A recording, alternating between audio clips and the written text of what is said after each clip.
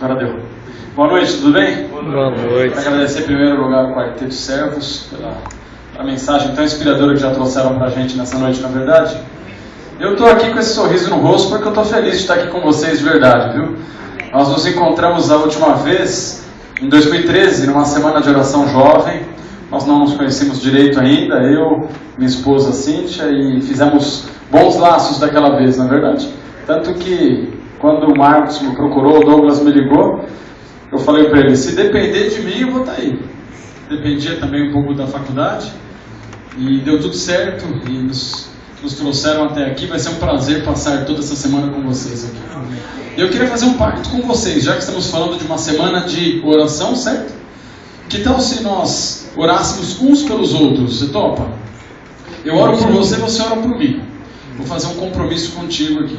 Eu vou orar por você e vou orar aqui pelos pedidos que estão nesse vaso. Olha só, tá bonito aqui na frente, né? Essa cruz, vaso, tá caprichado? Eu vou orar por você, pelos pedidos, durante todas as madrugadas dessa semana. E eu gostaria que você orasse também pelos pedidos e que você orasse por mim também. Pode ser madrugada, pode ser durante o dia, você escolhe. Mas eu quero que você saiba que durante as madrugadas eu vou estar orando por você e pelo pedido que você depositou aqui neste vaso. E eu queria te dizer que você precisa acreditar. Sabe, a semana de oração não é apenas para você vir aqui todas as noites e assistir um bom culto, ouvir uma boa música. É um pouco mais do que isso. É uma semana para você realmente entrar em maior relacionamento com Deus. É por isso que o nome é Semana de Oração, não é verdade? Faria sentido apenas música e pregação? Não é uma semana da música e nem só uma semana da pregação. É uma semana de oração. Por isso, nosso pacto já está feito. Eu oro por você, você vai orar por mim. Eu tenho certeza que isso vai dar certo. Já está dando, né? Olha só, nós vamos falar muito sobre compaixão. Nós vamos estudar durante a semana os momentos em que Jesus demonstrou compaixão em algumas histórias da Bíblia. E no final das contas, a conclusão que a gente vai chegar a cada término de culto é que Jesus é o caminho. E olha só, no sábado, eu já vou falar agora e vou repetir todos os dias. Você não pode perder, tem que se preparar para no sábado que vem, no nosso grande encerramento da semana, às 17 horas, certo? Nós temos o grande musical, ele é o... Olha, ontem eu assisti um pouquinho do ensaio, você não pode perder, viu? Então já marque aí na tua agenda. E eu queria te fazer só um desafio. Tente trazer mais alguém com você. Eu sei que às vezes é difícil, né? Você olha para aquele teu vizinho que você quer trazer de todo jeito, mas bate aquela vergonha, aquele medo da pessoa falar não. Mas sabe, e se você for lá ela disser sim? Já pensou? Pode ser, né? Bom, só saberemos se a gente perguntar. Ore a Deus, peça a Ele que te mostre uma pessoa, que te dê coragem e convida. Convida o vizinho, convida o familiar, convida alguém que faz tempo que não está aqui com a gente, para que ele venha durante as noites e ainda mais no sábado que vem, na hora desse musical. Mas olha, não faz de qualquer jeito não. Já vai mentalizando aí, ore a Deus e peça que o Espírito Santo te ilumine, para que quando você for lá, a pessoa realmente aceite o seu convite, que assim ela esteja aqui conosco também. Combinado? Ok, já fizemos aqui então os nossos acordos para começar a nossa semana de oração. Como eu disse para vocês, a gente vai falar um pouquinho de compaixão. Eu procurei no dicionário essa palavra, e para nós, no dicionário da língua portuguesa, compaixão é algo como se condoer por alguém. É algo como sentir pena, ter misericórdia de uma outra pessoa. E é uma boa definição, né? Você vai concordar comigo que é uma boa definição. Mas dando uma estudada, eu percebi que quando os discípulos que escreveram os evangelhos falavam da compaixão de Jesus, eles queriam ir um pouco além do que a gente imaginava. Eu encontrei algumas definições diferentes. Acho que eu consigo puxar aqui para o lado, né? Cadê? A definição que eles davam era um pouquinho diferente, olha só. Queria dizer assim, uma emoção mais profunda, uma dor nas entranhas, uma aguilhoada no estômago. Era isso que eles estavam querendo dizer. Quando Jesus sentia compaixão por alguém, era algo que doía lá dentro de Jesus. Não era só sentir pena, pobrezinho, misericórdia, não. Ele se sentia incomodado. Olha, mexia com Cristo lá dentro. E ainda diz assim que o coração de Cristo estava a ponto de ser partido, devido a tudo aquilo que os seus olhos estavam vendo. Cristo não aguentava, e ele ia e fazia o bem mesmo. Quer ver um exemplo? Abre tua Bíblia comigo no livro de Lucas. Não é ainda o texto principal da noite, mas só para eu te dar uma pitada aqui do que é a compaixão de Jesus. Lucas capítulo 6, vamos ler o verso 17, 18 e 19, para você começar a entender um pouquinho do que é que eu estou querendo dizer sobre a compaixão de Jesus. Lucas capítulo 6, versos 17, 18 e 19, a gente vai ler.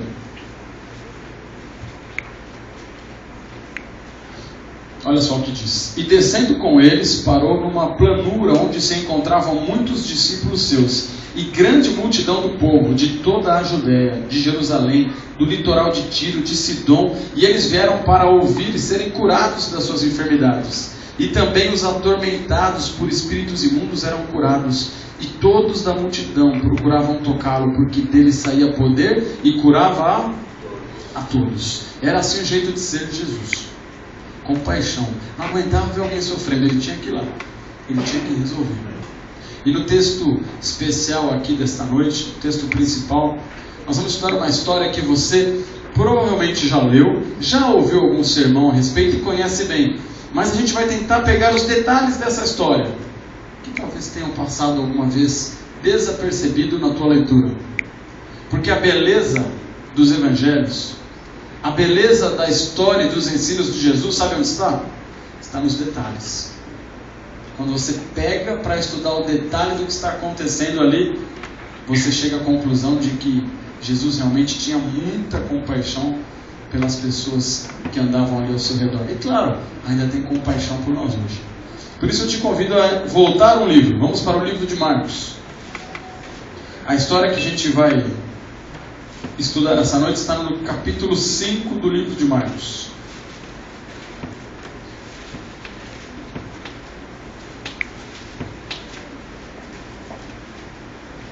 Capítulo 5, nós vamos ler a partir do verso 21.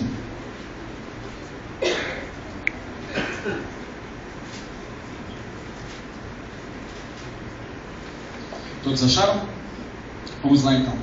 O pedido de Jairo é o título aqui dessa parte da história. Verso 21.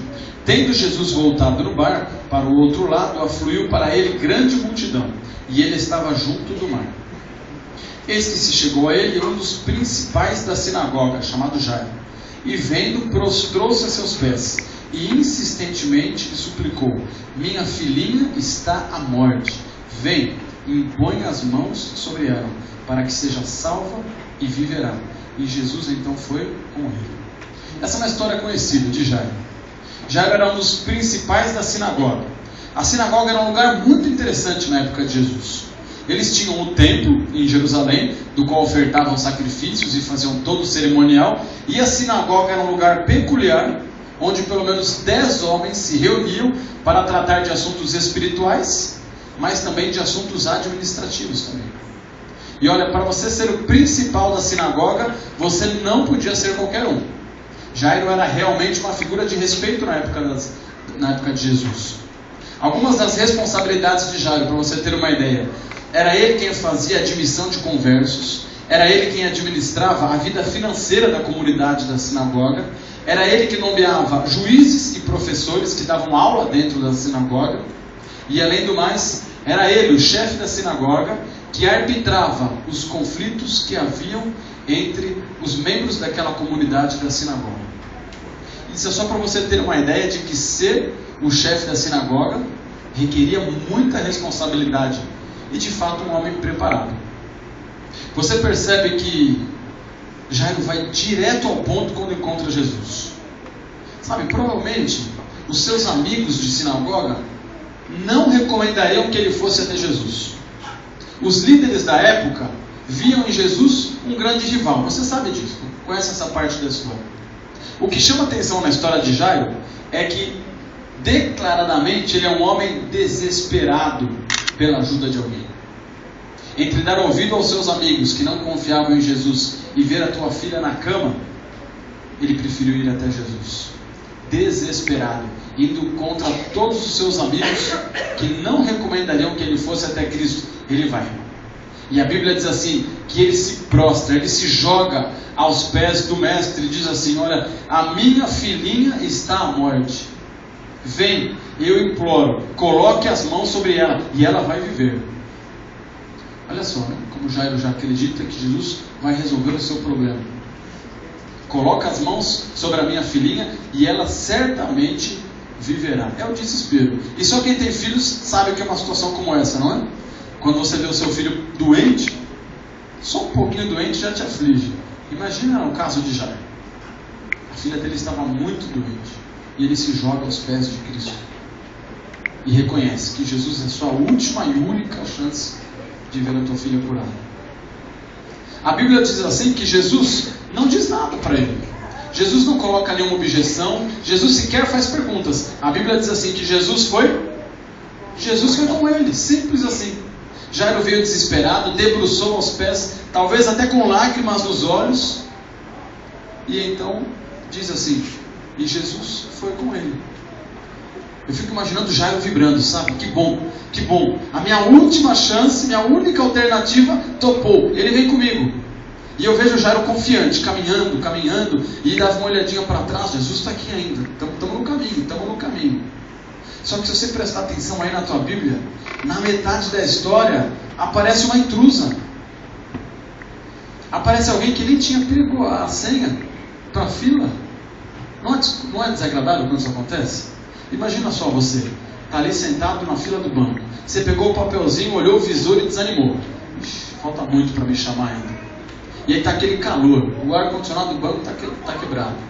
E você esperando. E aí chega alguém e faz aquela jogada estratégica, que vem cortando assim pelo lado e já chega direto no caixa para resolver algum problema. Qual é a tua reação sentado ali? Pode falar a verdade. Você quer morrer de raiva, né? Eu estou aqui com a minha senha esperando. Ou vai lá no serviço público esperando o INSS te chamar, ou o poupa-tempo, ou o que quer que seja. Você está lá sentadinho, cumprindo a norma, esperando a tua vez, e sempre tem aquele que vem cortando assim pelo lado. Não é agradável quando isso acontece. Eu fico imaginando o Jairo. É como se ele tivesse finalmente conseguido a senha para uma audiência com Jesus. Finalmente chegou a minha vez. Eu olhava para trás, o mestre está vindo comigo. Agora vai dar certo. Só que de repente, quando ele olha para trás, ele perdeu Jesus de vista.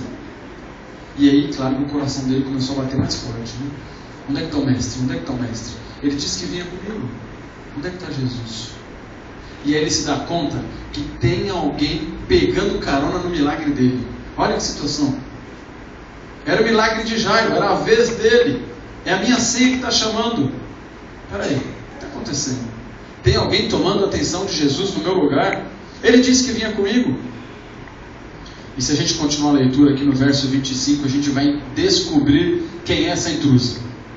O verso 25 diz assim: aconteceu que certa mulher, que havia 12 anos, vinha sofrendo de uma hemorragia, e muito padecera a mão de vários médicos, tendo despendido tudo quanto possuía, sem contudo nada a aproveitar, antes pelo contrário indo pior, tendo ouvido a fama de Jesus, vindo por trás dele, por entre a multidão, tocou-lhe a veste. Porque dizia: se apenas lhe tocar as vestes, ficarei curada.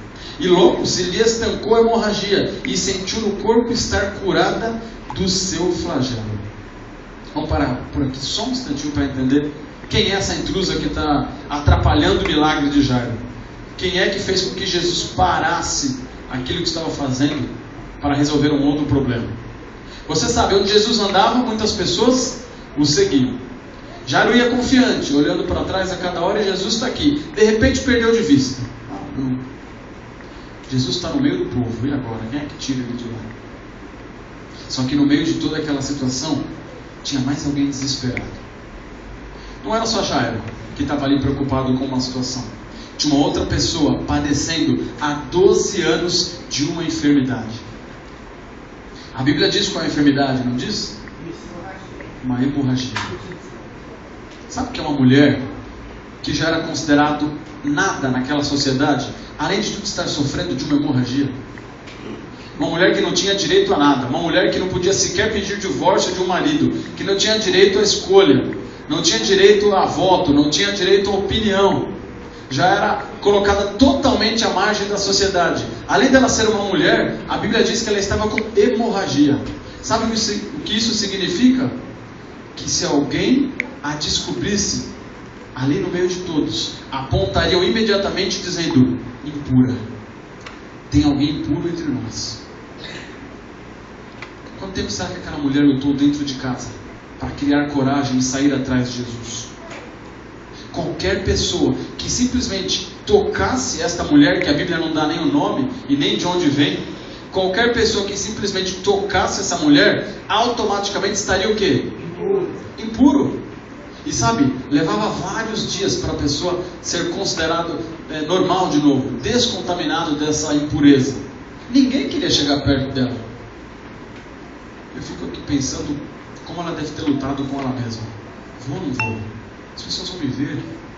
Ninguém pode tocar em mim. Eu sou considerado impura, contaminada, no mais baixo calão da sociedade. E então eu consigo enxergar essa mulher, sabe como? Se arrastando por entre a multidão. Talvez coberta, para que ninguém pudesse reconhecer quem ela estava. E eu tenho certeza que essa é a maior prova de que, assim como Jairo, esta mulher estava em completo desespero. Só isso levaria uma mulher a se expor dessa maneira. Só o completo desespero levaria esta mulher a se expor no meio de tantas outras pessoas, correndo grave risco ainda de ser ali humilhada na frente de todas as pessoas. Mas 12 anos não é um dia, nem um mês, nem um ano. São 12 anos. A Bíblia diz que, inclusive, ela tinha procurado muitos médicos. E os médicos na época de Jesus eram mais curandeiros do que especialistas na medicina, né? Tentavam de várias maneiras usar alguns óleos, alguns outros materiais, especiarias, mas na realidade nem sempre funcionavam. E tudo que aconteceu com ela foi gastar o seu dinheiro e encontrar ainda o seu problema. Sabe, é essa situação que leva essa mulher a tomar um ato de desespero. E ela foi com fé, ela foi confiante. Ela não queria nem que Jesus falasse com ela. Diferente de Jairo, que fala para Jesus: vem comigo, põe as mãos na minha filha. Esta mulher apenas, ela se conforma em tocar a veste de Cristo. E ela crê que será então curada se isso acontecesse. E eu fico imaginando ela então engatinhando entre as pernas das pessoas. E quando encontra ali, vai o mestre, de alguma maneira, estica a sua mão e toca a orla da túnica de Cristo. E o que acontece? Ela é curada. A Bíblia diz que no mesmo momento ela sentiu que seu corpo já estava diferente. E então você percebe quantas pessoas ali, enfermas, estavam tocando a Jesus, porque a multidão era muito grande e nada acontecia. Eram muitas pessoas ao redor de Cristo, mas com ela foi diferente. Ela realmente acreditava que se encostasse em Cristo, dele sairia poder, e ela arriscou tudo. Era sem dúvida nenhuma, assim como Jairo, a sua última esperança. Jairo jogou todas as suas fichas em Jesus. Esta mulher, que nem tem nome, jogou todas as suas fichas em Jesus. Olha como a história dos dois se parece. Enquanto Jairo está desesperado, tentando procurar onde está Jesus, essa mulher conseguiu aquilo que ela mais queria. E o toque em Cristo lhe deu a cura e a salvação do seu problema físico. Já estava resolvido para ela, né? Acho que tudo que ela queria agora era sair do mesmo jeito que chegou, sem ninguém perceber, escondido, voltando para casa e para festejar de novo a sua cura. Entretanto, a Bíblia diz assim que o que ela menos gostaria que acontecesse, ocorreu, não foi? Vamos acompanhar aqui no verso 30. Jesus, reconhecendo imediatamente que dele saíra poder, virando-se no meio da multidão, perguntou: quem me tocou nas vestes? Os discípulos responderam o que eu e você responderíamos: vês que a multidão te aperta e dizes: quem me tocou? Ele, porém, olhava ao redor para ver quem fizera isso. Então a mulher, atemorizada e tremendo, cônscia do que nela se operara, veio, prostrou-se diante dele e declarou-lhe toda a verdade. E ele lhe disse: filha, a tua fé te salvou, vai-te em paz e fica livre do mal. Ela não gostaria de ter a sua identidade revelada, mas Cristo a procurou no meio da multidão. Alguém me tocou. Mestre, todo mundo está te tocando? Não, alguém me tocou diferente. Alguém me tocou com fé. E ela, claro, devia estar ali quietinha, feliz por dentro, mas agora preocupada. Ixi, me pegaram. O que vai acontecer? Será que ele vai desfazer o milagre? Será que eu vou voltar a ter a mesma enfermidade de antes? Por que é que Cristo quer saber quem sou eu? E agora ele deve ter ficado lutando e, de certa forma, ela levanta a mão e diz: ah, mestre, sou eu. Sou eu a pessoa que o Senhor está procurando. Fui eu quem o Senhor acabou de curar. Fui eu. E ela então imediatamente faz a mesmíssima coisa que Jairo. Se joga aos pés de Jesus, reconhecendo que ele era a sua única esperança na vida. Aquela mulher que não era nada, que estava preocupada, recebe agora o carinho e a atenção de Jesus. E Jesus chama ela de uma maneira muito interessante, demonstrando toda a sua compaixão por uma mulher que a gente mal sabe de onde veio. O verso 34 diz que Jesus olha para ela e diz o quê? Filha. Puxa vida, tudo que ela tinha encontrado até agora era gente querendo passar bem longe. Eram médicos tirando todo o seu recurso. Eram pessoas que nem mais a visitavam em casa. E no meio da multidão ela encontra o mestre. Ele a cura e diz assim: filha, vai em paz. Puxa vida, como deve ter soado no ouvido daquela mulher. Esse mestre ainda me chamou de filha. O Filho de Deus olhando para ela e falando: filha, vai em paz, porque a tua fé te salvou. Enquanto essa mulher que furou a fila de Jairo recebia finalmente a cura do seu milagre, eu imagino Jairo em completo desespero a uma altura dessa. Eu não sei quanto tempo durou toda essa entrevista entre Jesus e essa mulher, mas talvez tenha demorado um pouco. A multidão era muito grande e Jairo com certeza estava em completo desespero. Quando a história volta o rumo novamente para Jairo, qual é a notícia que a gente tem? Verso 35, falava ele ainda quando chegaram alguns da casa do chefe da sinagoga e disseram: a tua filha já morreu, por que ainda incomodas o mestre? O coração de Jairo fica completamente partido. Eu imagino esse homem com as pernas trêmulas, com a mão suando, com o coração acelerado, imaginando: não acredito, a única notícia que eu não queria ouvir acabou de me ser dada. Será que ele olhou para aquela mulher e culpou? Cadê? Quem foi que parou o mestre? Estava tudo dando certo, tudo do jeitinho que eu queria. Eu estava andando e Jesus vinha atrás de mim, ia tudo dar certo. Parece que às vezes o milagre está chegando bem na porta da tua casa. Chegou a tua vez. Deus vai resolver o problema que você está orando há tantos anos. E aí chega alguém, fura a fila e diz: Senhor, era eu. O Senhor ia me ajudar. Eu estou procurando um emprego, eu pus aqui o meu pedido. Eu estou doente, meus filhos não vêm à igreja, meu marido não me acompanha. Era a minha vez, Senhor, de fazer o milagre. E quem é essa anônima que tomou a frente? Teve o seu problema resolvido. Isso não é justo. E não parece justo mesmo. Se a história terminasse aqui, não pareceria justo. Era a vez de Jairo. De onde surge essa mulher roubando o tempo de Cristo? Jairo certamente estava cabisbaixo. E a história começa a mudar exatamente nesse ponto. Na sequência, Jesus olha para ele e diz assim: não temas, crê somente. Peraí, Jesus não pode estar de brincadeira aqui. O rapaz acaba de ouvir a notícia que ele não queria ouvir: a tua filha está morta. E agora Jesus olha para Jairo e vem com essa conversa de que não temas. Peraí, como não temas? Já foi, já era, como dizem, né? Acabou, Senhor, não tem milagre mais. Alguém entrou na frente aí, acabou roubando seu tempo. Parece estranho o que Jesus está dizendo. Não temas. Essa frase seria estranha e maluca se tivesse vindo da boca de qualquer um de nós aqui.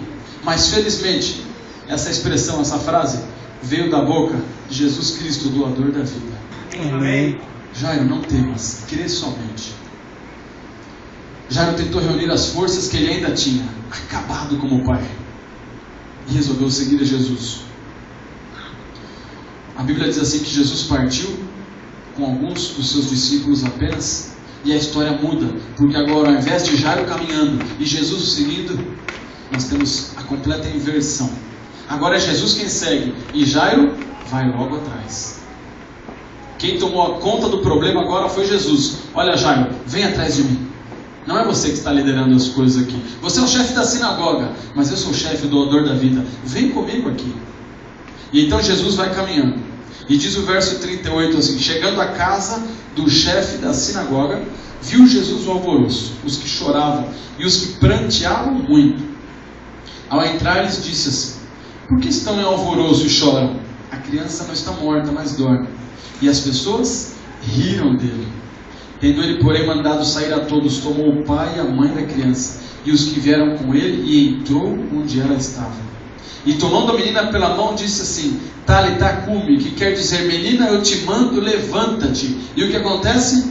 Imediatamente, a Bíblia faz questão de deixar claro, imediatamente a menina se levantou e pôs-se a andar, pois tinha 12 anos. Então todos ficaram de sobremaneira admirados. Amém. Olha que interessante. Cristo toca a menina. E de novo, num toque de Jesus, sai poder para restaurar a vida de alguém que estava com grandes problemas. As pessoas eram muito rápidas em identificar a morte. Quando Jesus disse: olha, não está morta, ela apenas dorme, as pessoas o quê? Riram de Cristo. E na verdade as pessoas são muito rápidas em identificar problema, não é?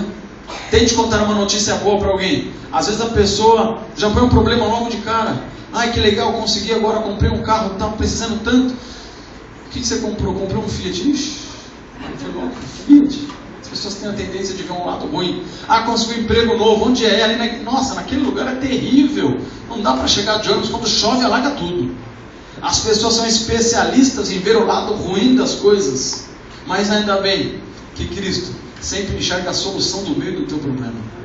Enquanto as pessoas riam dele dizendo: a menina está morta, ele não conhece a morte. Jesus muito bem poderia ter olhado para eles e falado assim: vocês conhecem muito bem o que é a morte, mas ninguém melhor do que eu sabe o que é a vida. O toque de Cristo então traz aquela menina de apenas 12 anos de volta à vida. E então o milagre é totalmente finalizado na vida de Jairo e da sua família. É o famoso 2 em 1. 2 milagres em um só. Numa única caminhada, Cristo resolve o problema de 2 pessoas diferentes e de maneiras muito parecidas. Você já notou como nós temos alguns paralelos bastante interessantes entre Jairo e essa mulher totalmente desconhecida na Bíblia? Olha só alguns, por exemplo, que eu listei aqui. A filha de Jairo tinha 12 anos de vida e essa mulher tinha 12 anos que já não mais vivia. Essa mulher era totalmente anônima, mas essa menina era filha de um líder importante da cidade. Ela era uma mulher sem recursos, porque tinha gasto tudo que tinha na tua cura. Já Jairo era um homem de posses, influente, poderoso ali naquela região. Ela era uma mulher de muita fé, porque se misturou no meio das pessoas e ali rastejando, confiou que o toque em Cristo resolveria. Jairo já tinha sérias dúvidas se o seu milagre ainda aconteceria. A Bíblia diz que uma é a filha de Jairo, e Jesus faz questão de chamar essa mulher de filha também. De um lado a filhinha de Jairo, do outro lado a filha de Jesus. E por fim, o toque de Cristo é aquele que finalmente resolve o problema das 2 pessoas. O toque na veste, o toque nas mãos da menina trazem a solução do problema que as 2 pessoas procuravam. E sabe o que tem de interessante nisso? Nesse paralelo, nesse antagonismo, uma pessoa com dinheiro, uma pessoa sem, uma pessoa com poderes, outra totalmente desconhecida, uma com 12 anos de vida, uma com 12 anos praticamente de morte. Sabe qual é o mais interessante? É que a compaixão de Jesus abraça todas as pessoas. Ela resolve o problema do rico, mas ela também atende à necessidade do pobre. A compaixão de Cristo abraça aquele poderoso, aquele influente, mas nunca se esquece daquele que nós nem sabemos o nome. A compaixão de Cristo resolve os problemas daquele que imediatamente demonstra fé, mas também resolve daquele que titubeia, sem saber se é realmente este o caminho que deve seguir.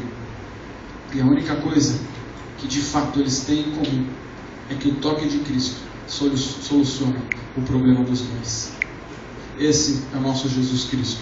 Esse é o Mestre. Essa é a compaixão. Lembra que eu disse no começo? Aquela compaixão que vem de dentro, que vem das entranhas, que vem do coração, que moía o coração de Cristo. É isso que ele fazia, distribuía compaixão pelas pessoas. Qual é o momento da sua vida hoje? Você está mais tranquilo ou está desfavorável? Tem um bom emprego ou está procurando um?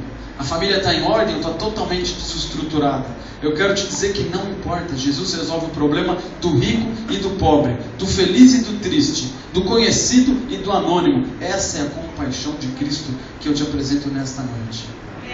E sabe o que mais me chama a atenção no final de tudo, dessas duas histórias que se confundem em uma só? É que Cristo podia ter pego e falado assim para Jairo: pode voltar, tua filha está curada. Ele não fez isso em outros casos da Bíblia? Pode ir, teu servo já está curado. Pode ir, está tudo certo, nem precisa. Ele podia. Ele podia ter deixado a mulher ir embora em paz. Ela estava curada. O problema estaria resolvido, não estaria? Por que é que Jesus faz questão de fazer as coisas diferentes? Já estaria resolvido. Jairo, vai em paz para casa. Essa mulher não precisa expor. Pode ir embora, vai para casa. A maneira de agir de Jesus é muito peculiar e muito diferente daquela que a gente está acostumado. Se a filha de Jairo estivesse viva, o problema estaria resolvido. Se essa mulher fosse curada, o problema também estaria resolvido. Mas nós estamos aqui falando do problema físico apenas. E Jesus tem tanto amor por cada um de nós, uma compaixão tão grande, que para Ele não basta ver você bem curado de saúde. O que Ele quer, na verdade, sabe o que é? É te salvar. Amém. Não adianta estar bem empregado, com uma boa casa, com saúde. O que Ele quer mesmo é te salvar. O que Ele quer mesmo é de novo ter você bem pertinho, vivendo eternamente do lado dele. É por isso que Ele olha para Jairo e faz questão de agir da maneira como Ele acha melhor. Jairo, eu tenho um propósito na tua vida. Eu não quero só curar a tua filha, eu quero curar a tua casa inteira. Eu quero salvar toda a tua família. E eu tenho certeza que depois do milagre observado ali, toda a família de Jairo reconheceu em Cristo o Filho de Deus. É esse o propósito dele. Eu tenho certeza que esta mulher anônima, que conseguiu o que queria, que era a cura, depois Jesus olha para ela e fala assim: filha, vai em paz, a tua fé te salvou. Ela ganhou muito mais do que a cura física. Ela saiu dali restaurada com a cura espiritual. É esse o propósito de Deus para a nossa vida. Você está buscando a cura física, Ele quer te dar mais do que isso. Você está procurando um bom emprego para pagar contas? É justo, mas Ele quer te dar mais do que isso. Você está procurando a cura para alguma enfermidade? É justo, mas Ele quer te dar mais do que isso. A compaixão de Cristo te abraça e deseja salvar toda a sua vida para toda a eternidade. Amém. Por isso eu te digo esta noite que você pode descansar completamente tranquilo, independente do problema que você colocou aqui nesse vaso, talvez vá colocar durante toda a semana. Descanse totalmente tranquilo, porque você está diante de Jesus Cristo, aquele que tem compaixão pelos incuráveis. Amém. Deus abençoe vocês nessa noite. Amém, Senhor Deus.